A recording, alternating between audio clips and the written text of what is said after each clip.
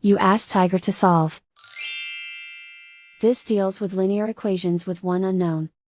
The final result is f equals 3. Let's solve it step by step. Swap sides.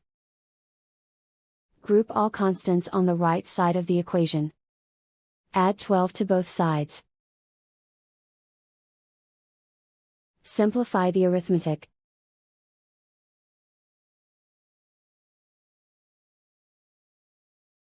Isolate the f. Divide both sides by 7. Simplify the fraction. Find the greatest common factor of the numerator and denominator. Factor out and cancel the greatest common factor. And so the final result is f equals 3.